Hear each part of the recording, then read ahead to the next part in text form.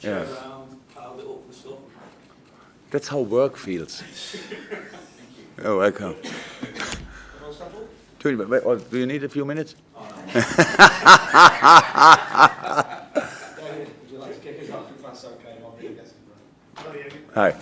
Sir Alex Ferguson and others have described this as the English El Clasico. How do you view Liverpool Manchester United? Oh, it's really much more important that people who know it much longer than I do name it. It's not my job to do. Being part of that game is pretty special, I can say that. It's a big one, and when I was back in Germany years ago, when I heard about that game, I tried everything I can to watch it. That's the truth. So, and very often it was very intense. And now I'm in for a couple of years, and it was always tight. In the European League, we were very successful against them. That was really good. In the league, don't remember bad results too much, to be honest. But it's I don't feel that we always got the right result for the performance we had. So last year we had a very good start in the home game against us, but then we took more or less over, but couldn't get the game back, if you want. At home, a draw. Year before, I don't even remember it, but I don't think we won a lot. So we try to change that, at least. We try to change that. But it will be a very intense game, and yeah, we need to be ready for that. And that's really important, because this week we reached a big target on Tuesday night. So we had one day exactly to feel the relief a little bit with that, because of course until Monday night, Tuesday afternoon, it was not clear that we will stay in the Champions League. The boys did the job, so then we took the Wednesday to really calm down, and since yesterday we are back on track, and now today is the most important session to prepare that game, and I'm really looking forward to it. It will be a big one, and I think the people are ready to create again an atmosphere similar to Tuesday night, which was again very special, and so yeah, looking forward. No go back to Trent Alexander-Arnold. Is that a defensive crisis you face? No, it's our situation. Not sure a crisis is. I think if you feel it's a crisis, it's our situation. So with Trent, it's not as serious as it is with the other two boys. But of course, it's absolutely not top class news. That's clear. It was unlucky as well, especially with Joel. It was the last second of the game. When he asked me in the press conference, and I had no idea about it. So because I went go pretty much immediately doing different stuff, and I didn't see him on the pitch because I spoke to Carlo. So, but the rehab already started pretty much, if you want. Same for Joe and Trent. Yeah, we have to see. For him, it's day by day when we judge it. So it's yeah. But it's not cool. But how I said, as long as we have still enough players, it's my job, our job, always to find a solution for it, and we will have a solution for the weekend. But of course, it's not perfect. Yeah, what's it like, the experience of being part of that atmosphere that this fixture generates? It's good. It's something really. It's one of these games when the players talk to each other in the dressing room. Then it's about the boys who played it already. Prepare pretty much the others because it's special. But it's, as I said or before, it's as well one of the games where you sign with your contract. Try to do everything you have to win it, so that's clear.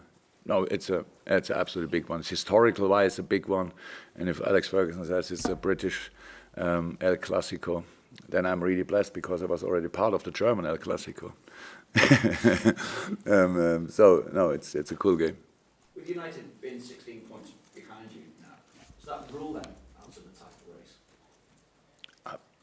I really don't think that I was ever interested in the points of Manchester United, and I'm not today, obviously. But it's about they have really.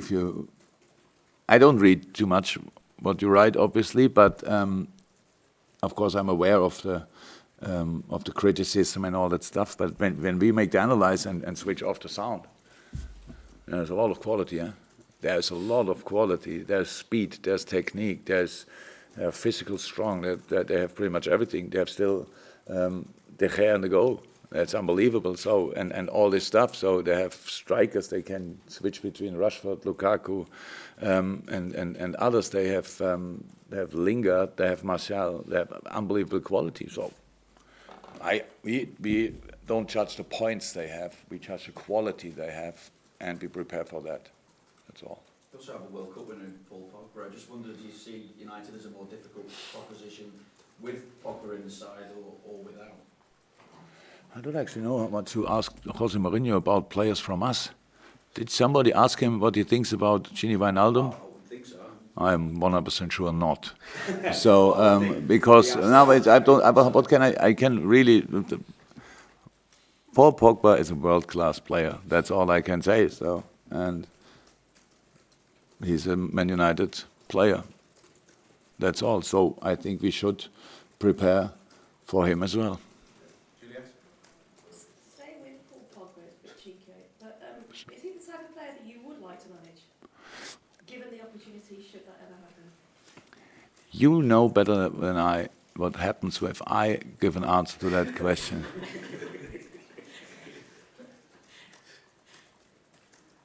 So no answer to that question. Yeah. If we can make a story with that as well, that would be cool. Klopp denies an answer. Okay, can I ask you about Nathaniel Klein? Is he ready? Yeah. Having in mind the situation. It looks like Klein was unfortunately injured in the last 2-3 weeks. Nothing serious, but serious enough that he couldn't be even part of training. So luckily, I would say, he's since yeah. Since I think 4 days he's in full training again.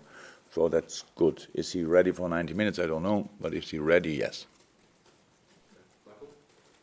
Given the importance and the history behind this fixture and the talent in the United ranks, were you surprised at how cautious they were against you last season and Anfield, how they seem to lack a bit of ambition, United? I don't think that Jose Mourinho ever has a lack of ambition, ever. He just makes what he thinks is right in the moment, so that makes him the probably most successful manager in the world. Huh? So that's how it is, and was not a joy for us to play against them, having this quality on the other side, and then having the ball constantly and try to have an idea going around, stuff like that. The boys tried everything, but that day didn't work out. But that's absolutely how it is. We all have our plan for a game, so that's it. No problem with that.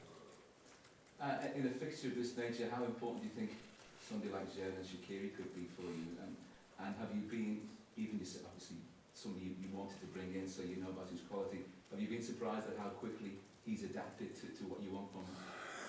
Actually not, because she's delivering exactly that, what we saw in him. And we only have to make sure that, or he has to make sure that he can deliver that here, like he delivered it at Munich.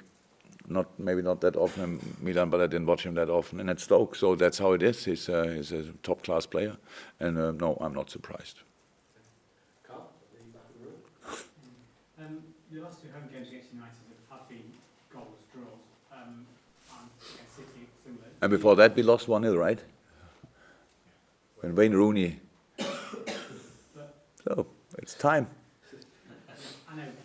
Does that show that the respect that your side has earned, that sides come here and are almost happy to go away with the goalless draw, even sides like Man United City?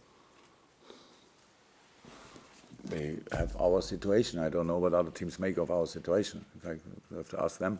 So, but we never thought before a game, only because we have a few good results in the past at home or whatever, that it will be easy in the next game. That's not the mood you can win football games in, and that's all. So we only have to.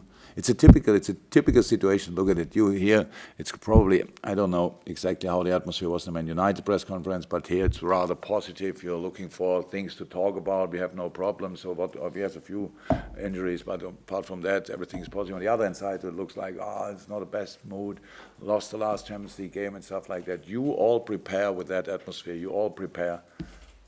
Make it easier for United in that situation. So, but we have to be angry on Sunday, and we will be.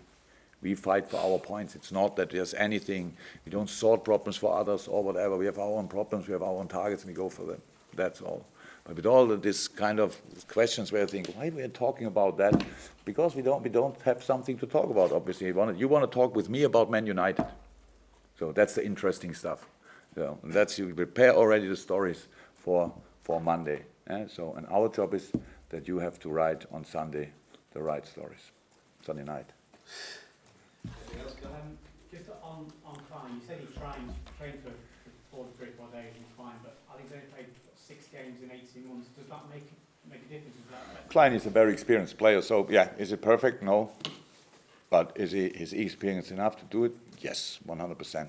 We have other options. We have other options as well, so we will not push Kleiny through now after not the longest spell of training, I would say, when we have still young guns. We have Rafa Camacho played outstandingly well in the preseason. Even Curtis Jones played. I think they both played against United, wasn't it, that game? Yeah. So we have other options as well. And how I said, as long as we have options, everything is fine. If we don't have the obvious option anymore, then we need to be creative. And hopefully we don't have to be creative too often, because it's never a good sign for the depth of the squad then. But all fine for the moment. David, anything from you? No, nothing from me, Glenn? I think Neil. Wow, okay. May I just ask Oh, on yes. behalf of Radio Wales? Yeah. Harry Wilson and Derby, from what we're hearing and everything else, you're really happy with what's going on there, and is there no chance of him being called back from the lower spell, and will he continue that for the rest of this season? So I'm really happy about what Harry's doing, and it's true. It's fantastic. It's absolutely perfect example for that. Sometimes it's really good to leave home to show up somewhere else. And I really think that Harry left in the right moment. So I think since I'm in, everybody told me that Harry Wilson needs to go on loan, stuff like that. And then I was, and I really thought for him a few more, he was too young, and he scored a lot of goals for the U23s already. And then when he went last season was already good, came back, preseason was like preseason was, and then went to Derby, and now he's with Frank, obviously an outstanding. That's really nice, what the job Frank is doing, that's outstanding. So England finally has a lot of young, good managers, that's cool. But our situation is like this, in the moment. If you would have asked me a week before, 2 weeks before, you asked me probably on the transfer market, do we do anything? And I would say, probably not. So now we have 2 centre-halves left. Will we do something? Not really likely, because they are not out for... Yes. But it's always, we have to judge it new, and that's exactly the same with Harry. If now something happens in offensive wing position, why should I say today 100% we will not do it? I mean, that's the only thing Derby has to...